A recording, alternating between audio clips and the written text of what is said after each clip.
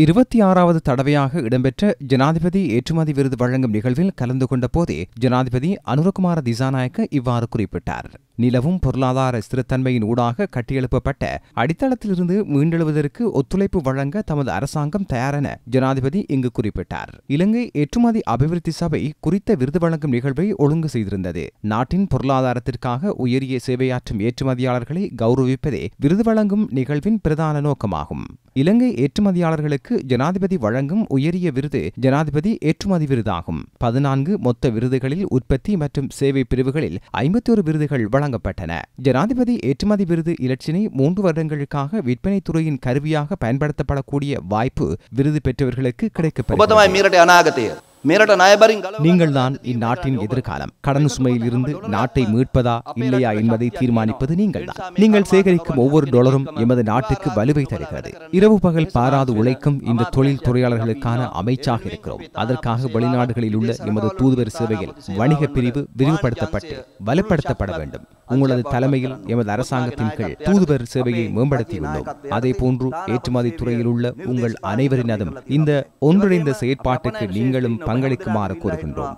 எங்களுக்கு அபிவிருத்தி வங்கியை ஆரம்பிப்பதற்காக பேச்சுவார்த்தைகள் முன்னெடுக்கின்றன.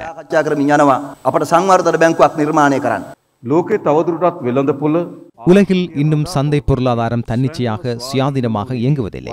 தற்போதைய உலகில் நிதிச் சந்தையில் வர்த்தகம், தொழில்நுட்பம் என்பன ஒன்றோடு ஒன்று தொடர்பு பட்டுள்ளன. அதனால் இலங்கைக்கு வெளியில் பொருளாதாரத்தின் பங்காளர்கள் எம்மீது கொண்டுள்ள நம்பிக்கை மிக முக்கியமானது. எமது பொருளாதாரத்தை ஸ்திரப்படுத்த முடிந்தமை எமக்கு அந்த அடித்தளம் மீளெழுவதற்கு தேவை. நாம் அடித்தளத்தோடு கீழ் விடுவதா, அடித்தளத்திலிருந்து மீள எழுவதற்கு முயற்சிப்பதா என்ற கேள்வி உள்ளது. அடித்தளத்தில் இருந்து கொண்டு மிகவும் தைரியமாக எழ வேண்டும். அதற்கு அரசாங்கத்திடமிருந்து வழங்கக்கூடிய ஒத்துழைப்புகளை வழங்க தயார். எங்களுக்கு ஏற்புடைய ஒரு சில சுதந்திர ஒப்பந்தங்களுக்கு செல்ல வேண்டும். எமது சந்தை இந்நாட்டுக்குள் மிகவும் சிறிய பங்கை கொண்டுள்ளது. வெளியில் பாரிய சந்தை ஒன்று உள்ளது. அந்த சந்தை பகிரப்பட்டுள்ளது.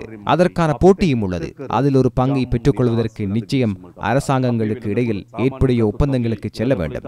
எவ்வாறு நாம் புதிய சந்தைக்கு பிரவேசிப்பது, அதற்கான தொழில்நுட்ப ஒத்துழைப்பு உள்ளது. அரசாங்கம் என்ற வகையில் உயர்ந்தபட்ச தொழில்நுட்ப ஒத்துழைப்புகளை வழங்குவோம். உலகில் ஏற்படும் புதிய மாற்றங்களுக்கு ஏற்புடைய வகையில் அரசாங்கம் என்ற வகையில் புதிய பொருட்களையும் சேவைகளையும் உற்பத்தி செய்யக்கூடிய ஒத்துழைப்பை வழங்குவோம். மிகவும் கவனமாக எமது பொருளாதாரத்தை கட்டியெழுப்புவதற்கான வேலை திட்டத்தில் ஈடுபட்டுள்ளோம். அந்த வேலை திட்டத்தில் ஒன்றாக ஒரு குழுவாக வேலை செய்ய வேண்டும் என நான் கோருகின்றேன்.